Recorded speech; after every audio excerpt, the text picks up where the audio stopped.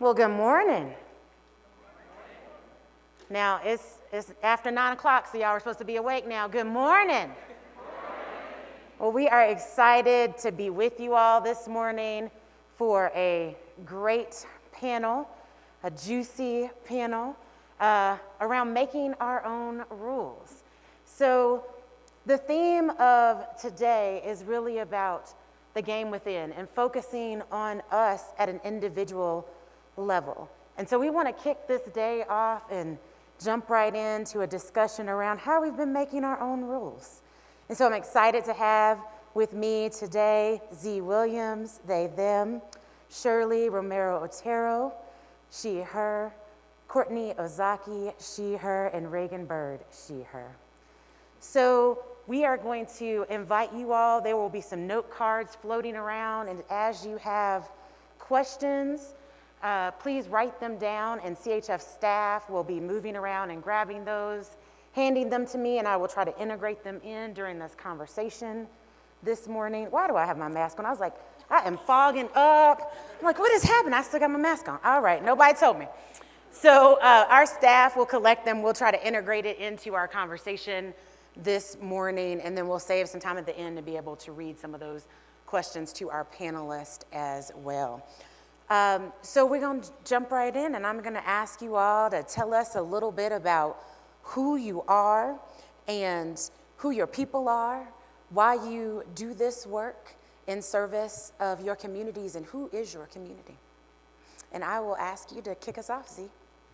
Thank you. Hello, everyone. My name is Z. Williams. I am an artist, an activist, a rabble-rouser, and recently graduated from law school. I've been an organizer for longer than I've not been an organizer. I'm a parent of 5 kids, and I have many, many animals, including goats and chickens and ducks, on my little urban project in Lakewood, Colorado. And I am born to a working-class family in Inglewood, where several generations of my family lived before me. Buenos dias, good morning. My name is Shirley Romero Otero. I come from El Valle de San Luis, from the community of San Luis, the oldest community in the state of Colorado. I am a mother, I am a grandmother, I am a longtime Chicana activist. I am Mexican, of course, but I identify as Chicana. I have been a teacher for 30 years, this year being my last year in the classroom. Most of my career was in Grand Junction, Colorado. I work with graduation and retention and parental involvement.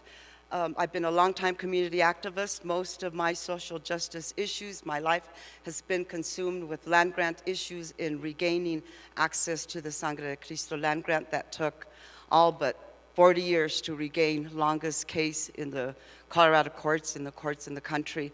I still do lots of community work. I run 2 nonprofit organizations. My focus now is working with youth in growing healthy food in the community of San Luis and the surrounding Culebra villages. Thank you for the invitation to be here and share my experiences with you today.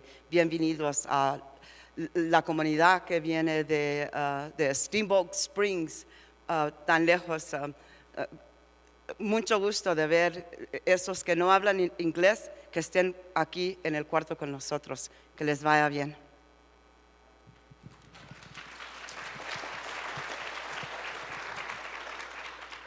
Good morning, everyone. My name is Courtney Ozaki. I am a second-generation Coloradan and a Sansei and Yonsei, third and fourth generation Japanese American, born and raised in Colorado. And I come here by way of my ancestors. My grandparents on both sides of my family came to Colorado following World War II as a place where they could rebuild following being incarcerated in Poston, Arizona, and in Crystal City, Texas. I am a founder of an organization called the Japanese Arts Network.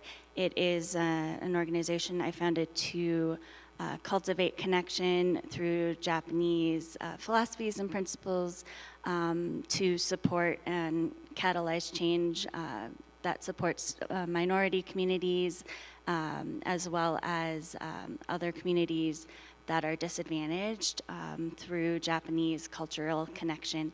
And I'm also an artist. I'm a Japanese taiko drummer and a creative producer working in the arts.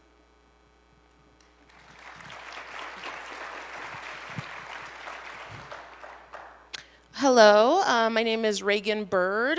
I'm an anti-oppression speaker, trainer, activist, and consultant. I am the founder and principal consultant of Reagan Bird Consulting. I am a black queer cis woman who has lived in Colorado since I was about 6 months old. Both of my parents are from Iowa. My dad is from Waterloo and my mom is from Des Moines. Both sides of my family are descendants of enslaved peoples, and my parents moved when, again, I was about 6 months old to Colorado from Iowa when they both worked for IBM. And I've met lots of black folks actually in Colorado who moved here specifically to work for IBM in the 80s. I have one cat, and that's my only kind of caregiving responsibilities right now. I had two. My older cat, Onyx, passed away a couple months ago. She was 19. And I don't know what else I want to say, so let me just stop there. Thank you.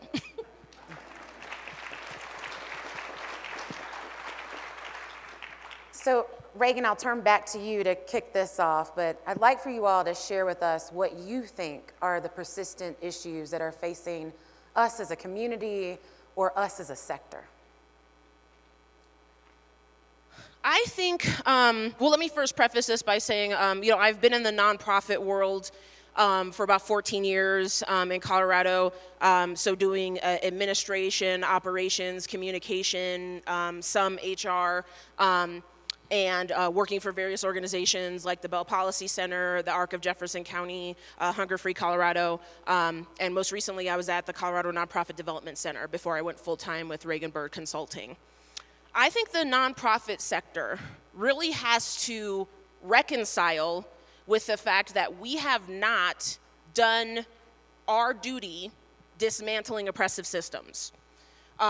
We have certainly made folks' lives better.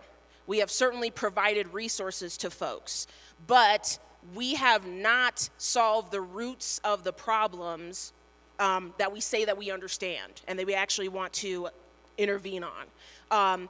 The continuous transformation of systemic racism, in the case of black folks, we went from enslavement to segregation to now the current criminal legal system. Indigenous folks and the continual denial of resources, the continual social and geographic isolation, the robbery of resources continuing to happen on indigenous land.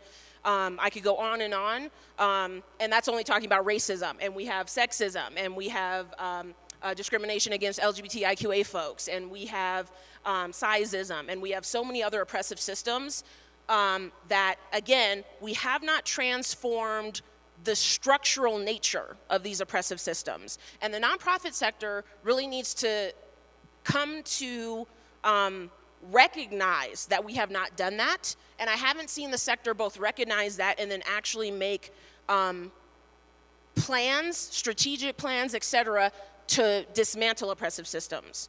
So I'm always reminded of a Malcolm X quote that I'll share, and I'm paraphrasing, but, and keep in mind Malcolm X's vantage point. He was looking at, in the 50s and 60s, his vantage point was slavery ended 100 years ago, yet look at where the black community is. So he said, no one can show me the material gains that the black community has gotten. We have literally been stolen from over and over again, our lives, our resources, et cetera. And everyone says we're working on this, but no one can show me materially what the black community has actually gained. That's what I want the nonprofit sector to think about. And we have so many tools and strategies. We have emergent strategy. We have the nonprofit industrial complex. We have white supremacy culture. We have so many tools and information where lots of people have named what the problem is and said, y'all need to fix this. And then we go to boardrooms and we go back to our office and we're just like, okay, so how are we going to keep doing the same thing we've been doing? Okay, how are we going to make more money? Okay, how are we going to hire the same folks we've been hiring? So I don't see the fundamental structural changes, and we have not done our duty. We have not done our due diligence. And I want everyone in this room to think about that, to say, have we really transformed and changed how we do our work? I don't think we have. And I think it's urgent. It is urgent that we do so, given the types of problems that we have. Thank you.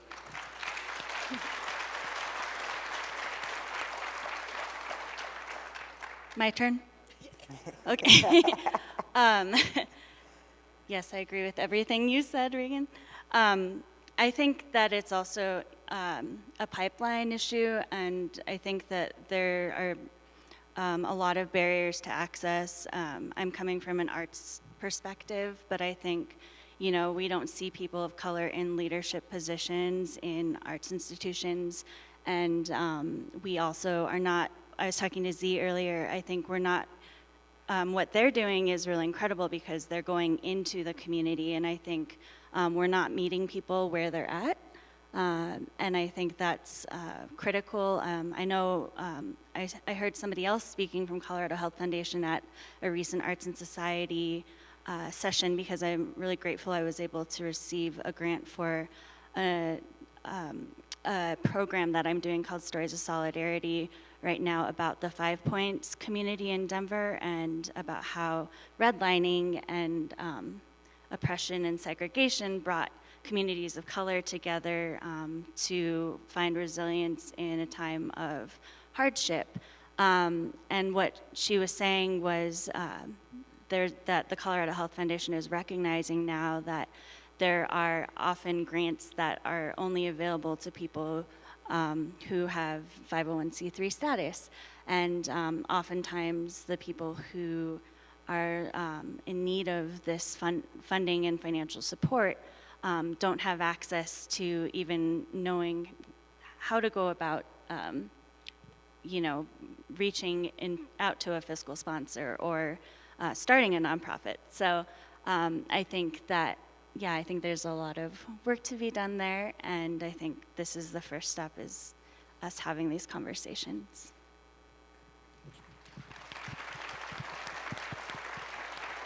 Well, I think it's pretty obvious that I'm the oldest member on this panel.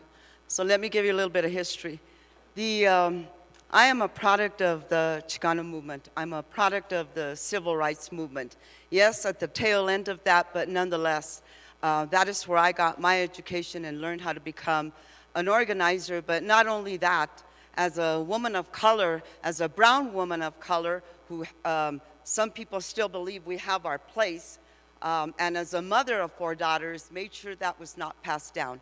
I realized that some of the issues that nonprofits had back in the day, we still have today. Some of the gains that we have made have been that nonprofits are now getting funded a little bit more than we were back in the 70s and 80s and 90s, where we no longer have to do the Tomale fundraisers to be able to do what we got to do, but nonetheless, we still do that.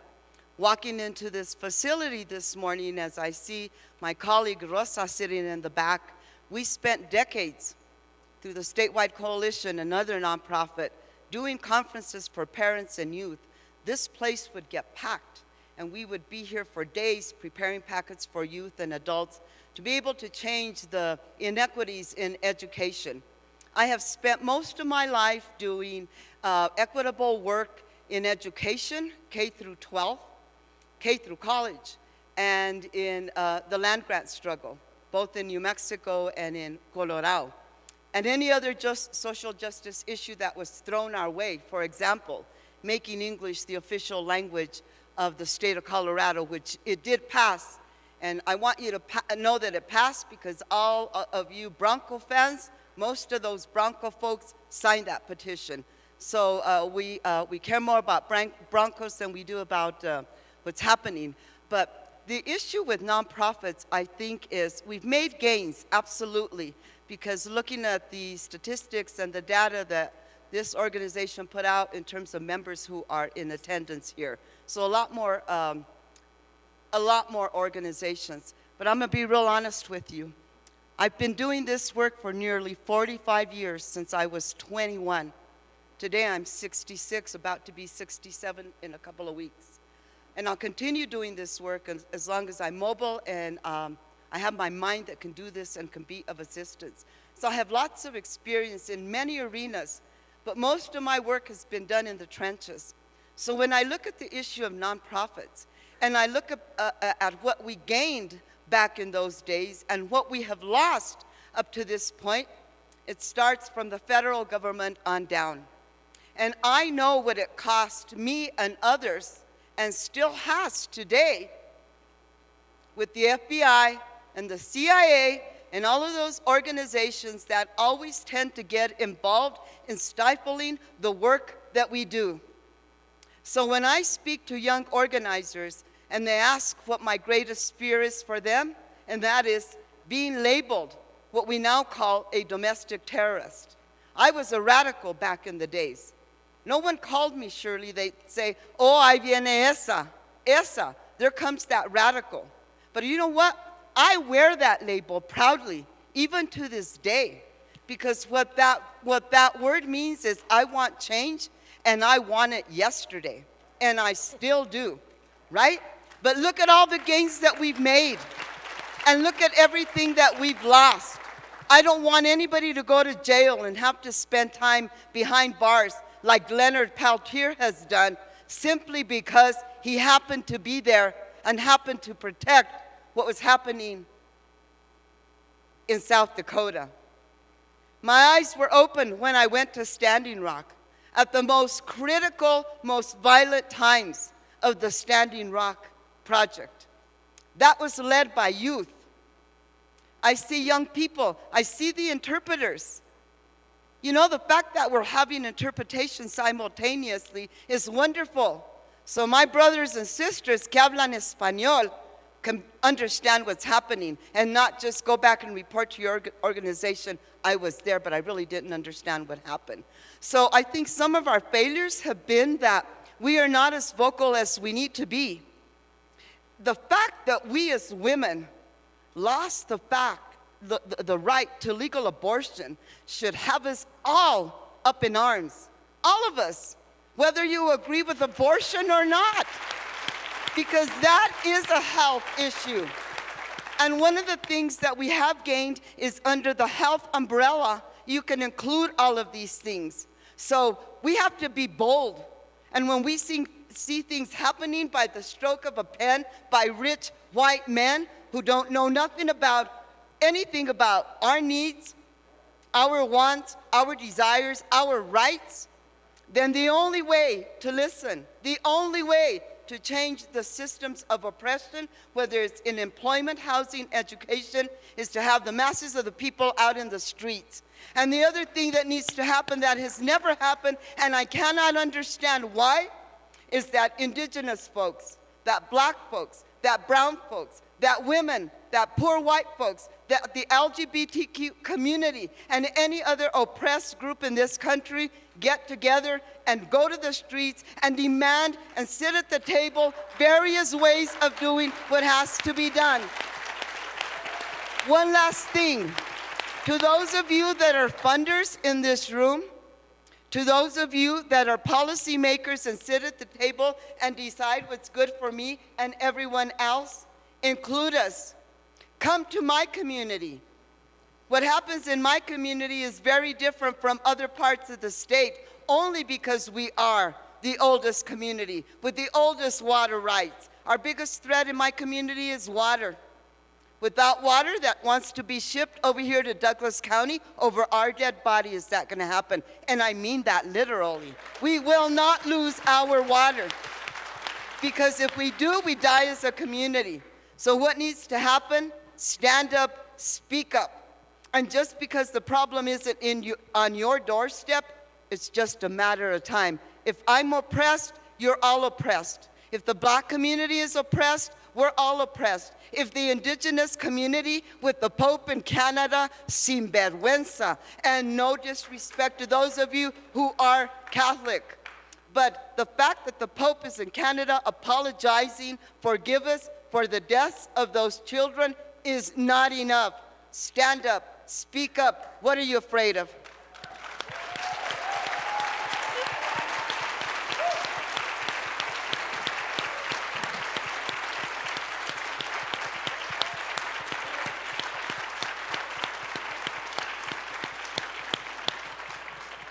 Z, how do you think about what the persistent issues are facing our communities? Well, I want to thank my colleagues on the panel because I learn so much from all of you all of the time. The systemic white supremacy, colonialism, racial capitalism, the prison industrial complex, these things are incompatible with life. That is the fact of it. It is incompatible with life.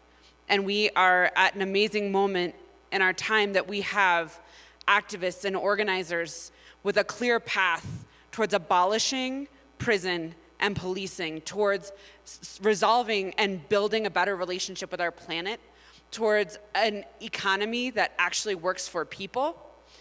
And those of us with professional training are then coached how to take those demands, take the demand of abolition, take the demand of cancel student loans and turn it into, let's do a survey.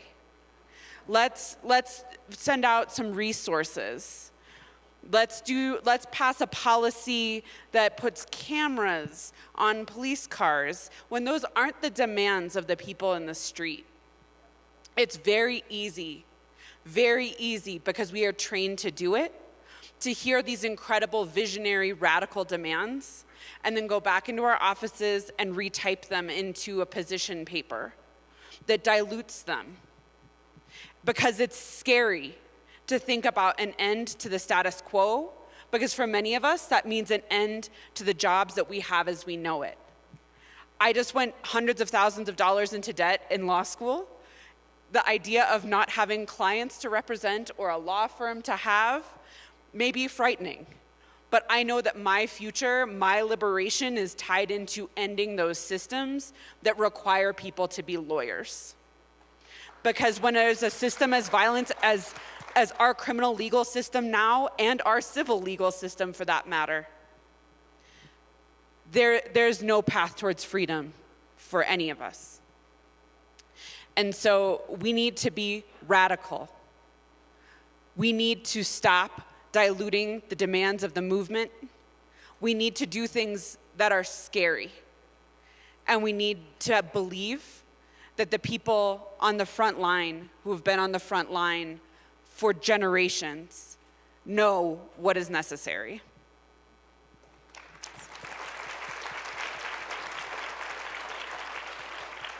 So as all of you have been talking, you've started to talk about what we need to do. And we were talking about kind of the status quo has got to go. But this morning, right, we're talking about what does that mean at an individual level? And I'm really curious from each of you to talk about how you have made your own rules and how you have been able to do that. What has supported you in thinking about the rules that you've individually had to create for yourself in service of the collective work? Shirley, will you kick us off?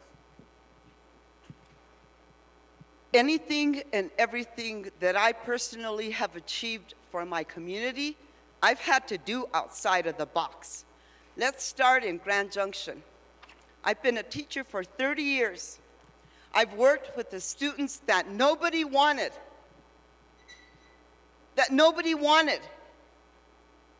Those kids do exist in our public school system. Most of my career was in Grand Junction, Colorado with the Mesa Valley Public School Districts, a district of about 25,000 students. About 2,000 of those at the time were students of color, mostly Chicano, Mexicano students. We would picket, my husband, my then husband, my 4 daughters, and my vecinos, my neighbors, because I was an stay-at-home mother raising my 4 girls. Till the last one started 1st grade, I finished my degree and went to work for the school district. The only reason the school district gave me a job was to shut me up. Because if we get her a job, then she won't picket our school board meetings, right? And we would picket them because 50% of the kids were dropping out of school and dropping into the prison system. The school, the prison to school to prison pipeline. I've talked about that all of my life. All of my life, I've talked about that. I still do, and I always will. So they gave me a job. 2 of my daughters were in middle school, the other 2 were at the high school. So it was a job to do Title I parent education. Later it became to create a graduation and retention program. I did that with the help of a colleague and a handful of teachers, because the rest of the AP teachers wanted nothing to do with that program. We'll never have those kids. Well, I'll never have to deal with those kids, so I won't have to deal with that program. Really got no support. The only thing that made a success of that program was that the high school principal, who was the principal of my daughters, where I chose to work, said, if you can produce students the way you've produced your children academically, then you're doing something wrong. And that's exactly what we did. It went everywhere. I later, all over the district, I later became an ethnic studies teacher part-time and ran the program for the district. I was the most evaluated teacher in that whole district, because they wanted to know what I was teaching in ethnic studies, how I was supplementing the curriculum. The most evaluated teacher in Mesa County. They'll deny it, but I have the evaluations. So everything I did outside, and I implemented, and then I worked outside in the community with El 16 Septiembre, anything, Cesar Chavez Day, anything that would supplement and make those kids proud of who they are and know where they were coming from. Same thing with the land grant struggle. When we started, they thought I was crazy doing the work that I was doing with the attorneys, because we had lost the land grant over 20 years. Went back to court because we were never represented in the courts. Our due process laws were never addressed in the courts, and it's a long history that I can't go into it. People in my own community thought we were crazy. Now, 37 years later, there's over 1,000 individuals who are access holders who can access 80,000 acres of forest. That was our land grant. I am an heir to that land grant. Always will be. The most powerful thing in my life has been the power of cultural identity. I know who I am. I know where I came from. As a woman of color, a short woman of color, I know exactly what my role in this country, in my home, what it is about. How do I know that? Because I've done my lineage, both on my mom and my dad's side, to 1532. So don't tell me to go back to where I came from, because this is where I came from. Don't tell me I don't belong here, because I am indigenous to this community. My DNA, my line, on the Romero side, my father, I am Jakaria Apache. I can talk in a room full of lawyers, or a room full of immigrant workers, or a room full of kids. Why? Because I know who I am. And I'm damn proud of who I am and where I come from, and that is what I want for my community. That is what I want for you, the youth that I work with.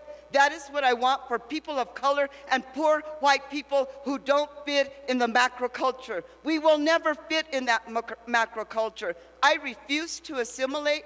I will never, ever, ever assimilate. I will acculturate, because I gotta live among a diverse group of folks in this country. Nothing wrong with that. My greatest asset is being bilingual. So what has helped me is to always know what I'm talking about, have the confidence that I get from knowing the power of cultural identity, and passing down my knowledge and my experience so others can gain. I will stand behind you. I will stand beside you. I will stand in front of you. But to the young people in this room, that is where our hope lies. Know who you are, where you came from, because no one can take that away from you.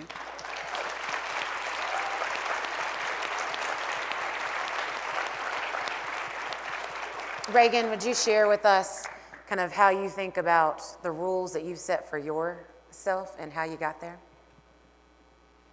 I think in addition to all the beautiful thoughts that have been shared, I resonated with several of those things, including understanding my own ancestry and history. So my my dad's side of the family, my mom's side of the family has not been able to do this successfully, but my dad's side of the family has traced my ancestry back to enslavement. So my great-great-grandmother was enslaved, and then we've had oral family history and then actual data and everything that has been traced back, and I think that's really valuable, again, to know where you come from. One of the most important things that I think I have done is work on my own trauma. And I don't think we talk enough about that. And it's critical. The reason why it's critical is because, I just thought of the RuPaul quote, if you can't love yourself, how the hell are you gonna love somebody else? And it really is how you humanize other people. If you cannot humanize yourself and understand yourself holistically, it's difficult to humanize other people. And if you can't humanize other people, you can't humanize yourself. It's how we think of each other collectively. And so when we're not working on our trauma, we fall into patterns of behavior that are destructive.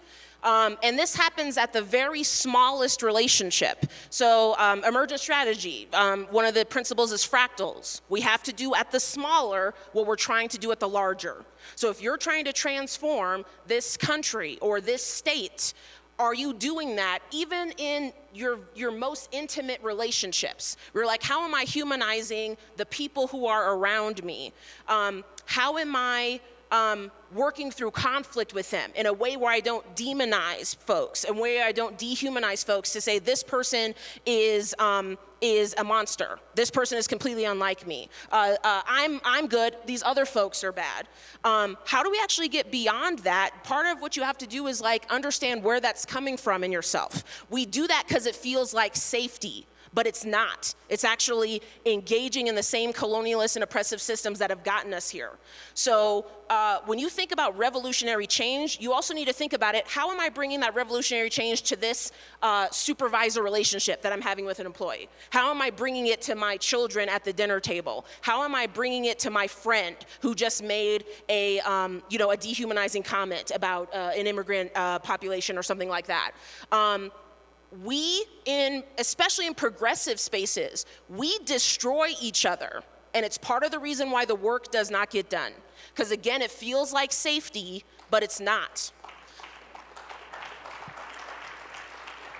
So transformative justice. How do we actually engage in generative conflict with each other? How do we engage in real coalition building, where the coalition doesn't immediately break down because everyone is trying to, or let me say it a different way. The coalition breaks down because folks are in a space where their trauma and their desire to protect themselves is actually causing them to harm those around them. And this is why, part of the reason why we haven't gotten as far as we need to go, because we haven't successfully built those coalitions. And what do I mean by working on my trauma? Because that's vague.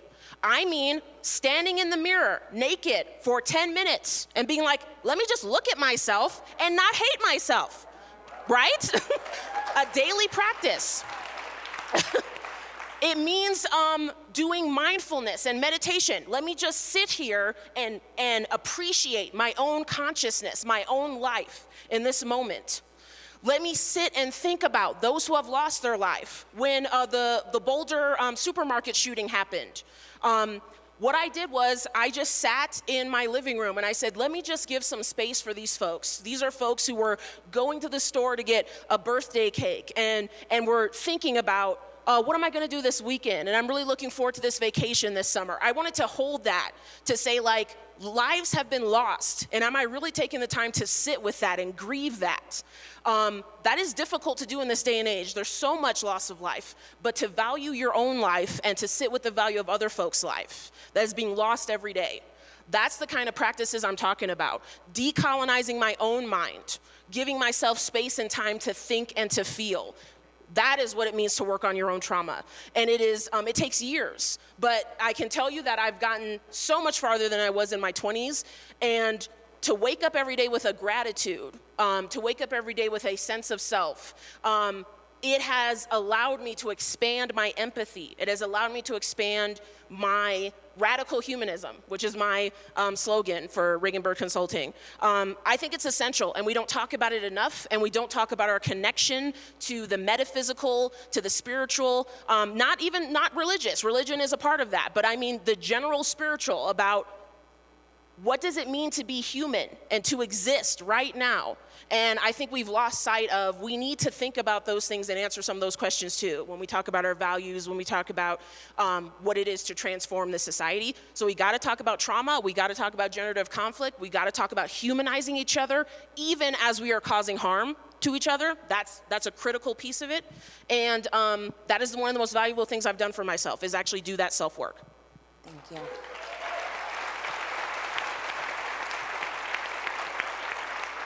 So just a quick reminder that there are note cards that are floating around. If you have questions, please jot them down and hand them to a CHF staff member.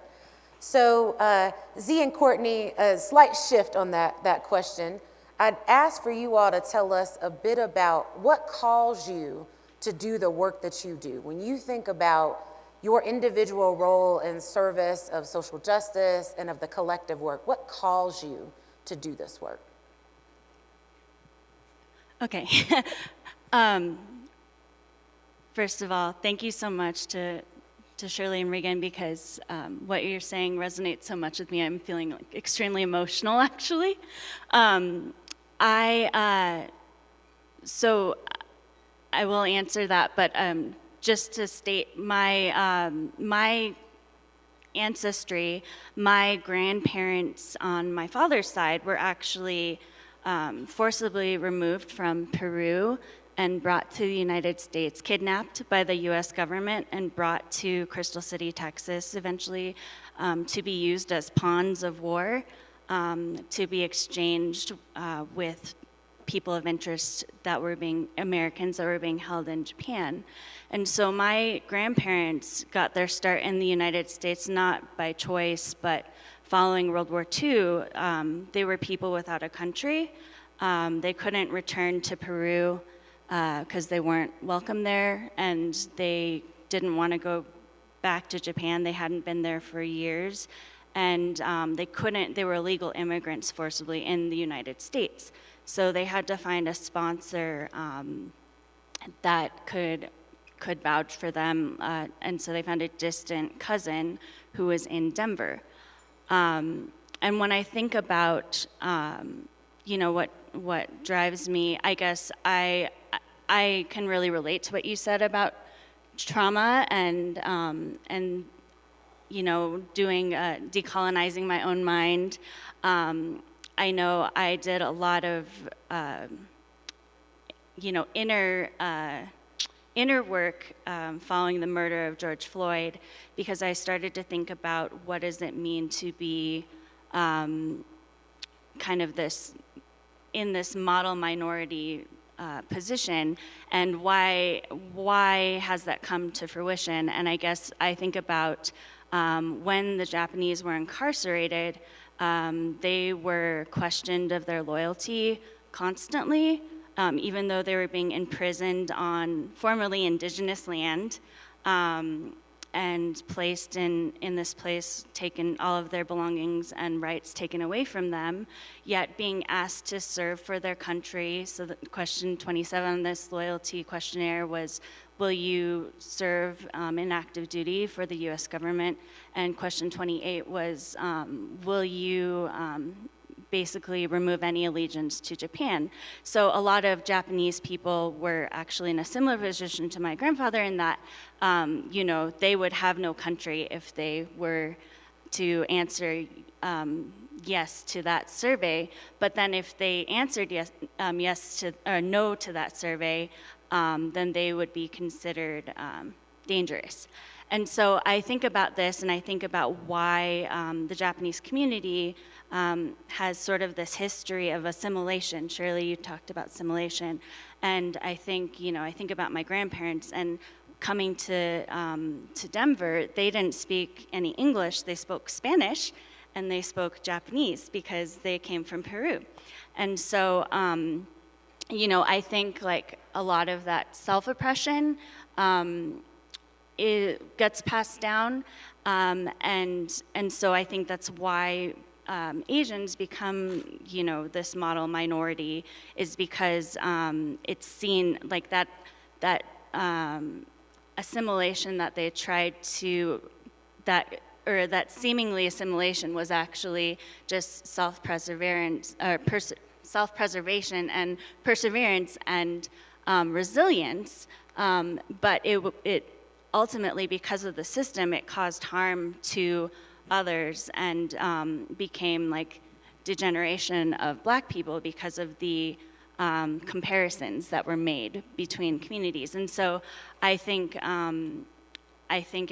driving that racial wedge between the Asian and Black community, I often what drives me is thinking about racial solidarity and how can we use our pain and our trauma to create opportunities for that self-reflection and for that inner work that's going to then make it so that we can be radical humans, so that we can do the work that will be, creating this dialogue, and we can start also looking to our trauma and pain and understanding how we can serve as voices for those who don't have voices. So I get inspired, and that's kind of a long answer to your question, but basically, I look to, one of my role models is a woman who works within this organization called Suitor for Solidarity,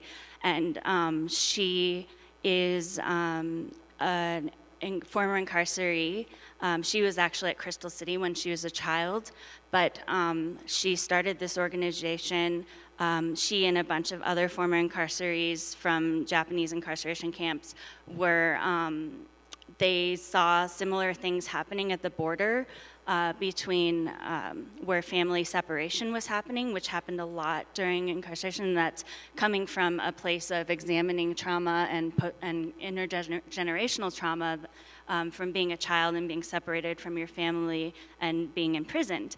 And so instead of, dwelling on that, she has taken action and gone to the borders and peacefully and in solidarity protested. And so, my first time being able to visit my grandparents' incarceration site in Crystal City, it was 20 miles north of one of the border prisons where women and children were being separated. And so I think that's one step. But I think that's where I find I already forgot the question, I'm sorry. What calls you to do the work that you do? That's what calls me, is looking to my, what I understand from the past, looking to my trauma, looking to what I don't know, and trying to understand. I mentioned the murder of George Floyd, and that was really where I started to think, how can I really catalyze meaningful change in our community and really support the Black community in this time. I can raise my voice and I can be there, and I will, but also what can I do within my own Asian community that's going to have a lasting, that's going to actually create lasting change. So that was, Great, thank you.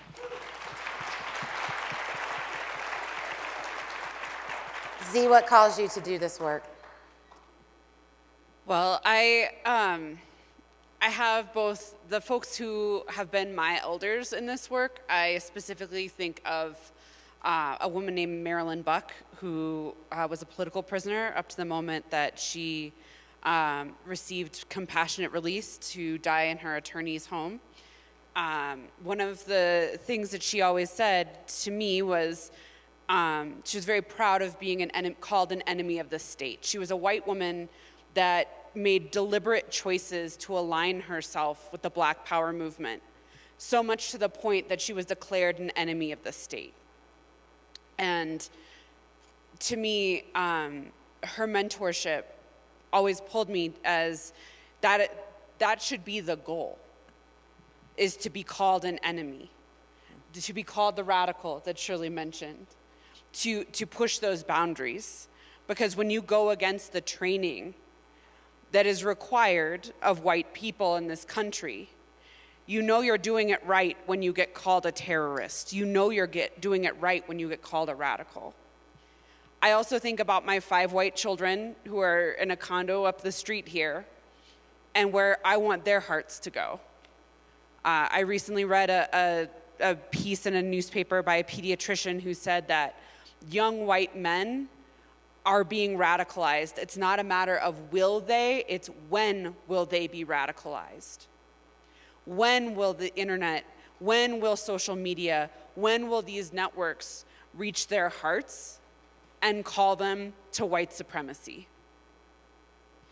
And it's my job as a parent, I believe, to try and disrupt that. And so I feel both the pull of elders and ancestors, but also of the 5 white children that I have in a condo, that I don't want white supremacy to steal their hearts. I don't want this to be their future and their normal.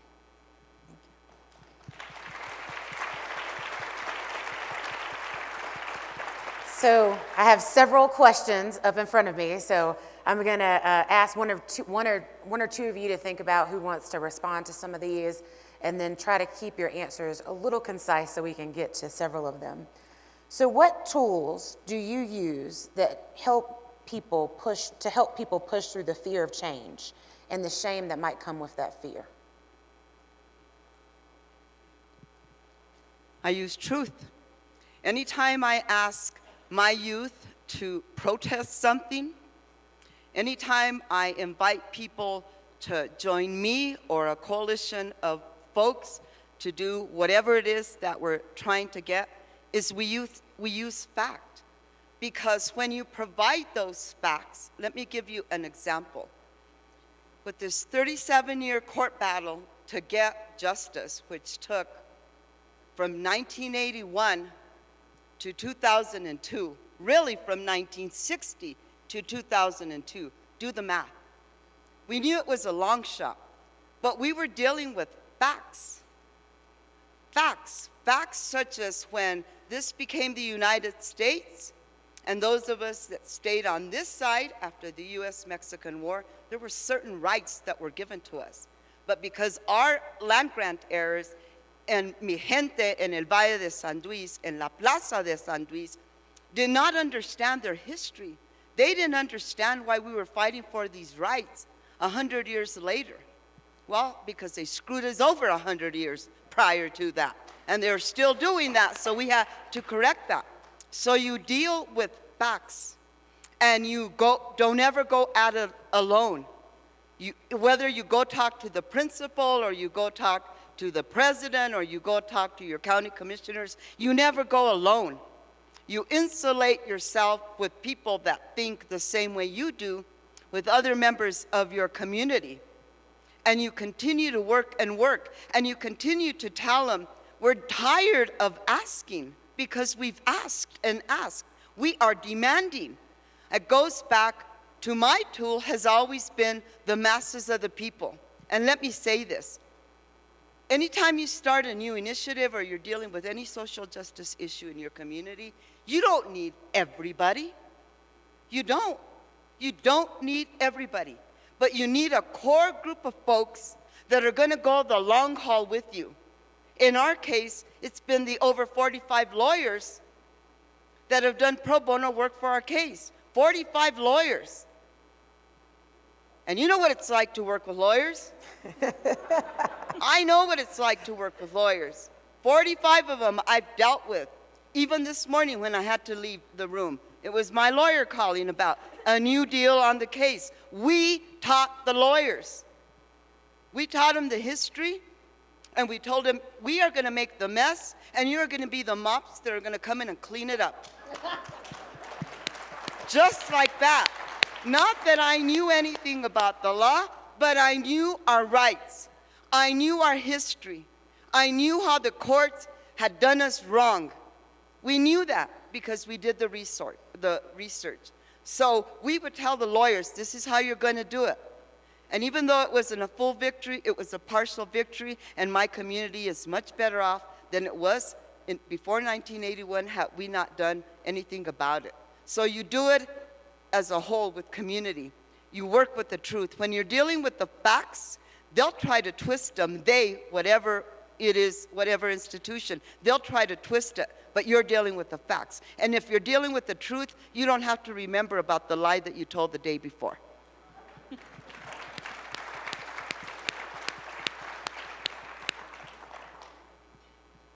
What is the best way for someone that is white and privileged to support communities of color? I'd like to take a response to that one. So it's not a singular thing. It's a multitude of things.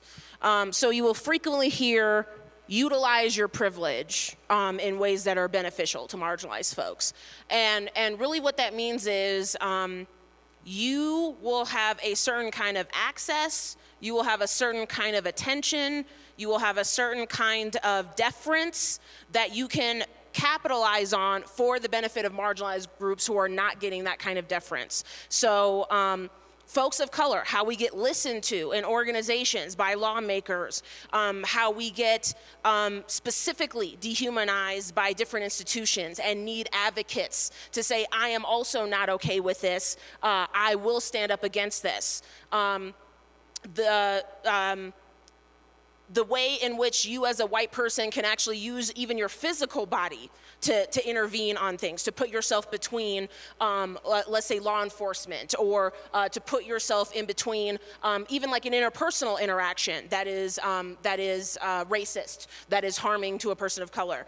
That's one of the things you can do is utilize your privilege for the benefit, for the protection of people of color. And if you don't know how to do that, you need to do this with consent and possibly with compensation, but we will tell you how to do that. If you're like, I need some coaching, I need some advice, give me some money, and ask me permission, ask me for my consent, I can help you with that. The folks of color in your organization can help you with that.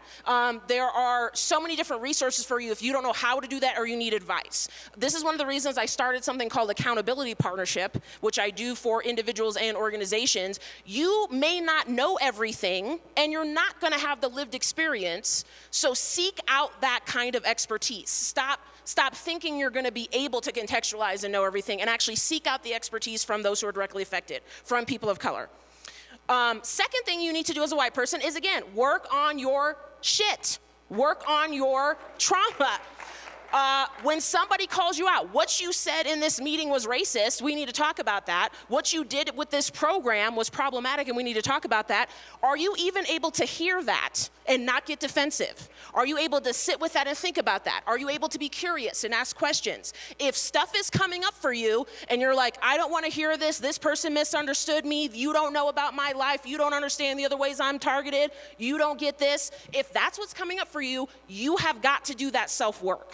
Right? No one can do that self-work for you. And that is, when we talk about trauma, it's a barrier to you being a good ally to other folks. So you got to do that self-work. And again, if you don't know how to do that, there are tons of folks who can help you with that. But I don't see enough white folks, especially white men, and let's go there. I don't see men in general naming sexism enough. And I don't see white men really participating, and this is a complex problem, but I don't see white men participating in anti-oppressive work in the way that they need to, in terms of stepping up with folks who have some of the most privilege. Y'all are often resistant to DI work and anti-oppression work. You don't see what your role is in it, and you're not doing your own self-work about, can I name racism and sexism? And can I listen to that? Can I understand it? Can I act against it?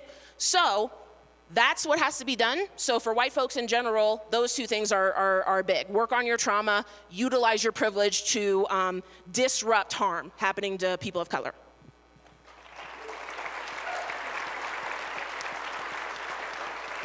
So there are a few questions related to the media, so I'm going to try my best to combine them. So is the public media, such as major news outlets, broadcast, radio, and TV, our ally or enemy in our struggle for equity? And when you think about how you choose to work with the public media as an individual in your social justice work, what does that look like for you? I think that I would say that 20 years ago, the media was definitely our enemy, which is why we, myself included, created 2 bilingual newspapers, Tierra y Libertad and Ya Basta, because they would never cover any other issues, irregardless of whether it was land grant or the dropout rate or the incarceration rate, and they're still not very good. Let me just point out what the heck is happening at Channel 9 News. Last weekend, I had a woman of color that is from my community that said, I'm going to work for Channel 9 News because they've messed it up so bad. I told her, well, be careful, Hita, because you might be the pawn that they're bringing in to clean it up. I'll wait and see. I think that the media, even today, can still play a role.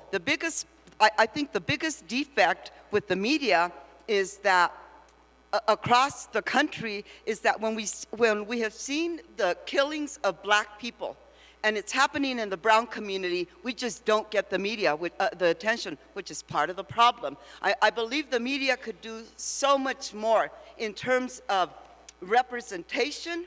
I want to see more brown women in front of the camera. I want to see indigenous women in front of the camera. I want to see more black women in front of the camera. And I say women specifically because we always get it's always the male. I want to see more people of color, not only behind the camera, in front of the camera, but in those boardrooms making the decisions that the Denver News will cover the issues in San Luis, like the flooding that is taking place in my community this morning as we speak. So the media is not a friend, in my opinion, to our communities of color. They could do so much more. And when you look about what the media is, and specifically Fox News, what that has done to this country, they should be disbarred. Disbarred the attorneys that are working for them, those anchor people at Fox News, and what they choose to do is horrible. And where it has fed into everything that came about with the inauguration of Donald Trump. I mean, my goodness, what the media can make or break our communities, and they are not allies to our communities. And here is where white folks in this room can do that. Feel safe in the spaces that you work with, in the spaces of color that you work with. Number one. Number two, understand your privilege and use that privilege to disrupt these systems. Number three, talk to us before you go and do that work so you do it correctly.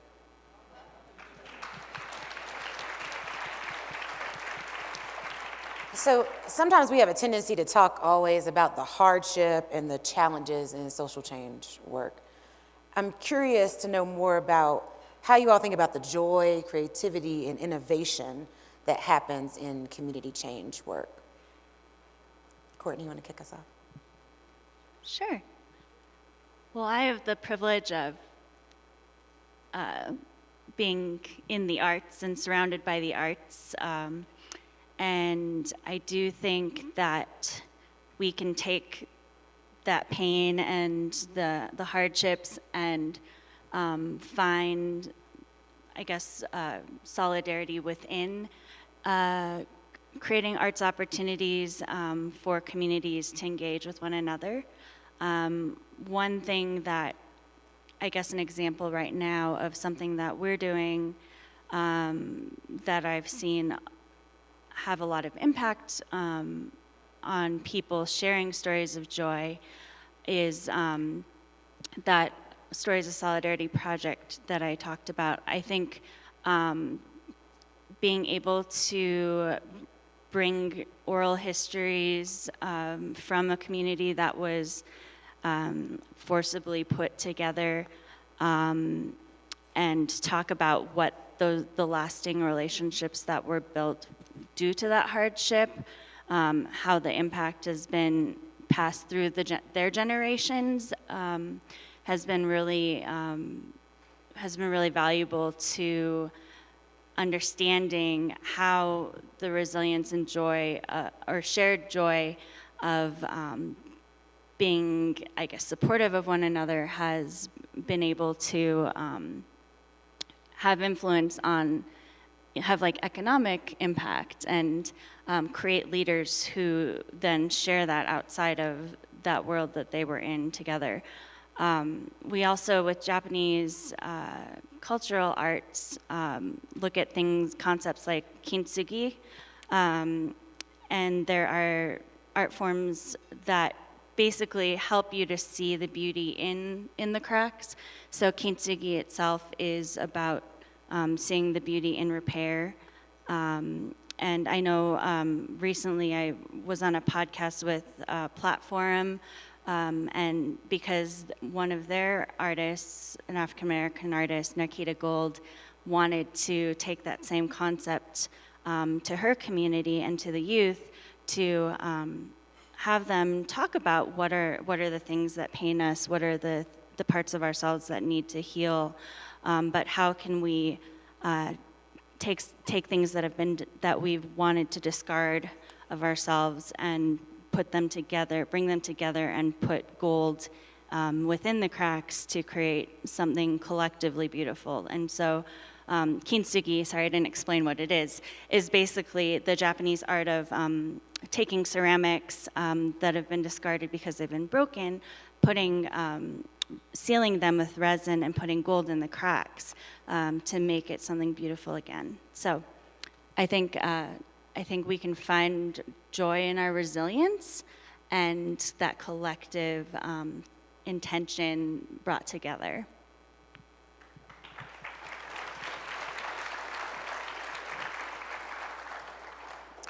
Z, how have you used your work to do things that makes your soul joyous?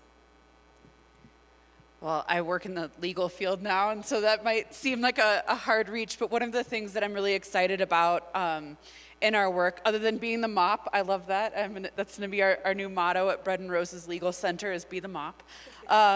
It's actually working with artists and organizers, working with folks who have needed support to navigate the legal system, and afterwards inviting them to make art with someone who shares their experience, and then sharing that art more broadly into the community.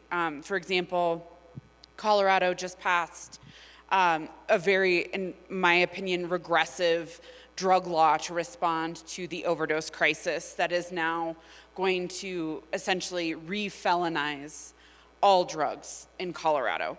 And working with folks who have a history of drug use and who have been impacted by the racist war on drugs to make art to tell their community about their rights, now that we have to navigate the fact that anyone possessing any drug that is not legal could be a felon, whether or not they know it, if that drug has fentanyl in it. And so pairing people with artists to process that experience, and working with artists as well as the legal workers, and bringing lawyers to that table and saying, you know, we all have to, as Reagan said, we all have to process this and work on this and work through it, has been really joyous, especially in really difficult moments. Thank you.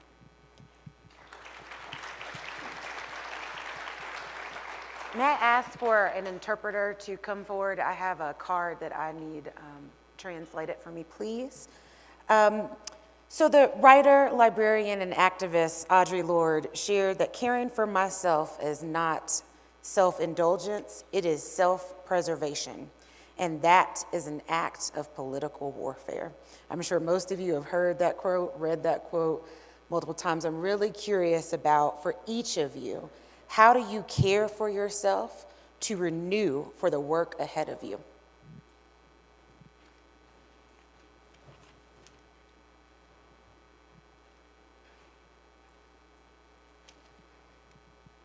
I would say for myself, to me it was about determining what brings joy into my life, and like actually incorporating that as a daily sort of practice. So something today I need to do for myself that will bring me joy.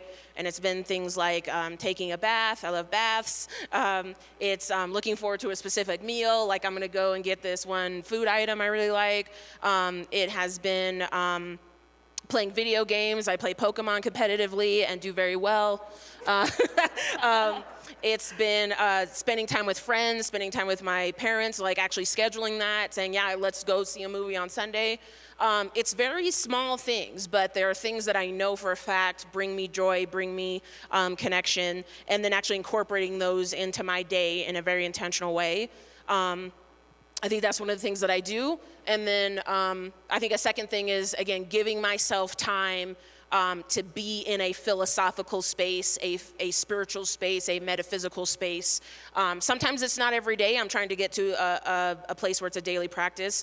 But, you know, get yourself out of the whirlwind of I gotta make this and do this and send this. Like, again, take a moment to appreciate you're here right now, you're conscious right now, you're alive right now. There is already so much to be grateful for just in that fact. I really try to take space to appreciate that. Gratitude in the morning, gratitude in the evening, something where I'm thankful for my presence. Those two things have been very beneficial for me. Thank you.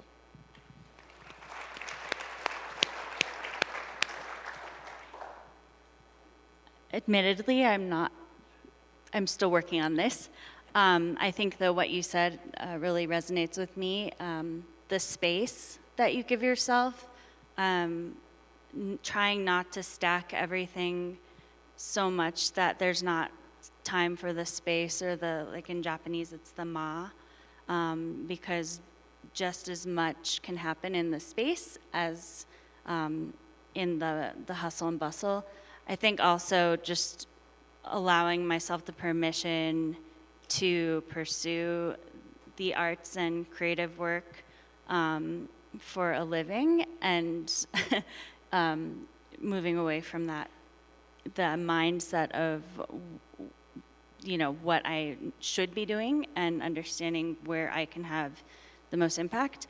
And then also allowing myself to enjoy other people's joy, I guess, or other people's art. I have a friend here, Ryan Fu, who I always love going to his shows because they are gamified and joyful and interactive. And so I think making sure that I make time for that.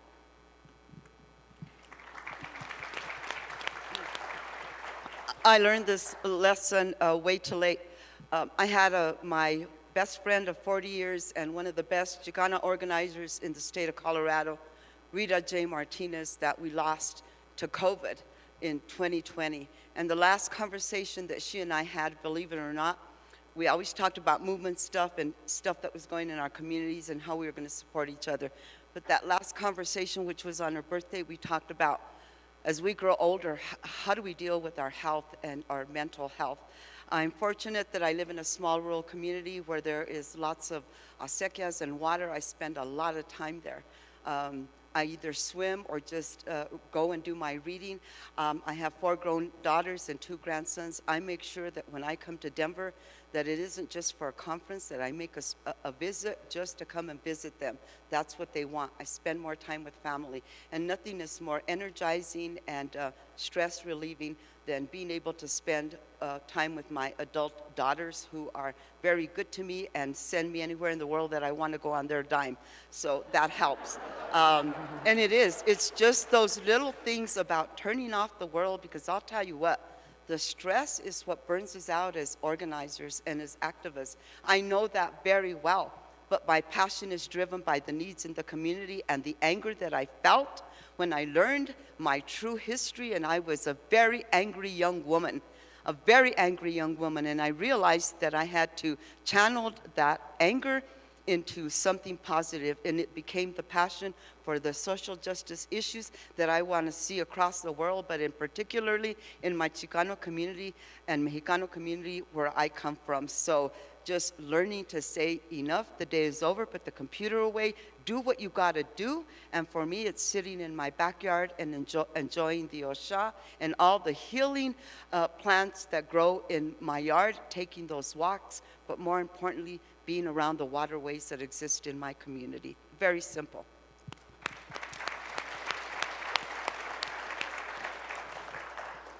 Grind culture is killing us. The nonprofit grind culture, the legal grind culture, it's killing our bodies, and it's also making it so that the only folks who work for us are the people who can keep up with that. And so I got some baby goats, and they make it so that my life is incompatible with grind culture because they are breaking fences, and I need to feed them, and my children need to be fed. And so if you need help, I recommend goats. So we wanted to close out and leave a couple minutes for each of you to be able to share some parting gifts with our guests. But what I'm going to try to do is thread a couple themes, so hopefully some of you can address some of the questions that I was not able to get to. So as you're thinking about those words of wisdom and thinking about a game changer and what folks can do individually, thinking about how you might have overcome situations when you might have felt intimidated, how you think about creating systemic change without being pushed out of the system, thinking about what is the role that nonprofits can really play in making systemic change, thinking about what is the appropriate role of funders and the work that you do with them individually, thinking about how we can better serve underserved communities more inclusively, and thinking about how we might dismantle the nonprofit industrial complex. So Courtney, I'm gonna ask you to kick us off. And again, what's that advice, mindset around kind of game-changing behavior that you could gift the audience with? I want to go next. Okay, we have 5 minutes, so I'm just gonna say to be the ancestor that you want to be for others.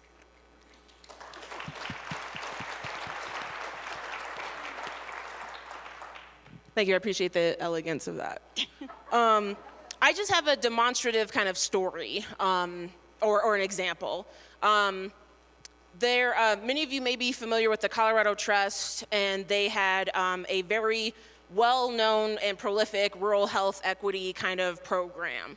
And so the Colorado Trust said we want the most directly affected or impacted folks to talk to us about what they need to address health inequity in their communities. We're going to do training, we're going to secure funding, we're going to promise or provide assurances about the continuity of the work. That lasted about, I think at most 4 years. I think it was 3 or 4 years. That project has been canceled by the Colorado Trust. Folks were let go via a webinar.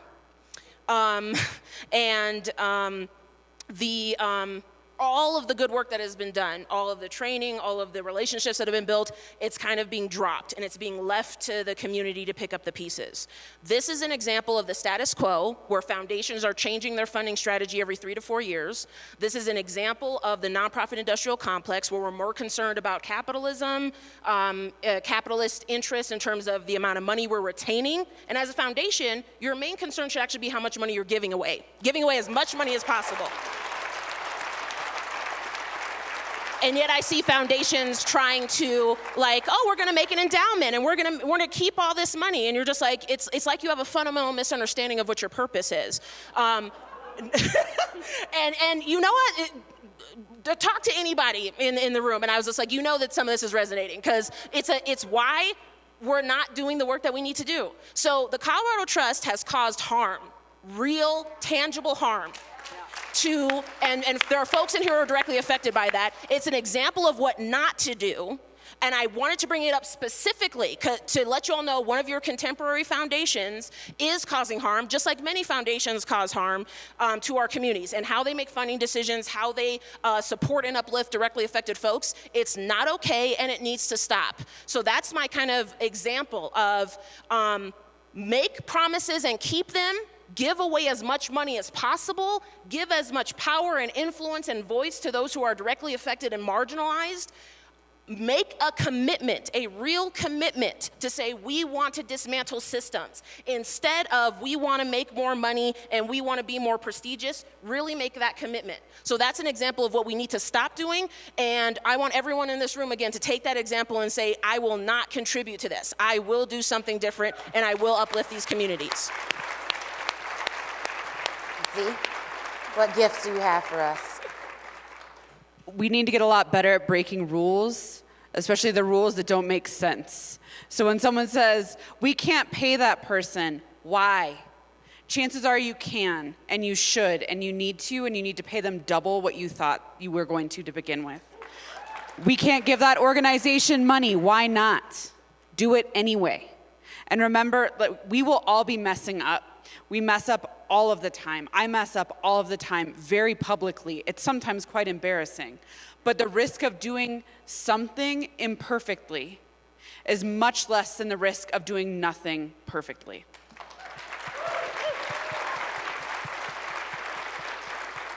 I am not afraid of being intimidated, period.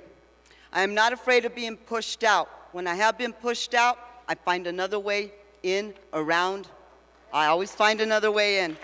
Role of funders, thank you for bringing up the Colorado Trust. I've got my own story.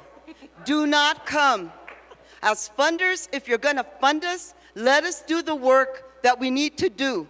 Don't dictate or think that you can send your constituents into our community to tell us how to spend that money. We know our community, we know our problems, we know our solutions, we know where that money needs to go. Have a little bit of faith in the fact that we've been doing this work all of our lives. That's how you can better serve us. Do what your goal and your mission says you're going to do. And at the end of the day, know that we will use that money, but give us flexibilities because of the rural areas that we live in where we do not have the services that the city does. Put your money where your mouth is, fund us, and allow us to do the work that we've been doing, that we know how to do. Break down those systems by starting right there. Please join me in thanking our panelists once again for their time and sharing their gifts with us this morning in our Making Our Own Rules panel.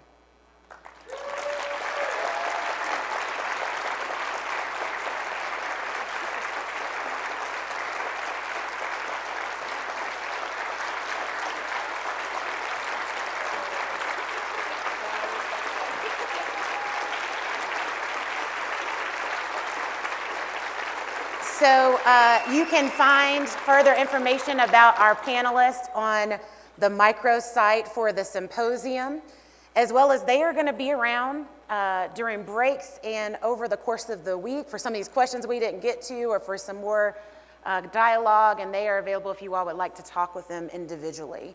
One question that I was not able to get to during this, I got a few questions about in reference to the diversity of our panel.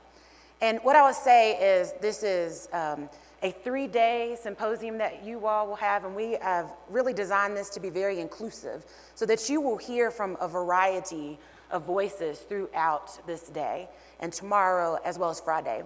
And as Karen said, we invite everyone to listen deeply, to think about the things that you are sitting with that you need to process, as well as some of the things that you might not agree with. But we are going to present several different perspectives. And we can't have 20 people up on the stage and at each of these conversations, but know that this will be a very inclusive experience. And if some of you would like to talk to me individually about the cards, I will be over to the side in a few moments and happy to do that with you. So as we get ready to transition, just want to say uplifting joy and creativity and innovation are some of the ways that we will make our own rules as well. The next person who is going to come to this stage is a multi-talented artist that is going to share their gifts with you all, and she uses her voice for community change. So we are going to ask that you go take care of yourself over the next 15 minutes, get some coffee, water, go to the restrooms, but we encourage you to be back here in exactly 15 minutes so that you can hear from Kayla Mark. Thank you all.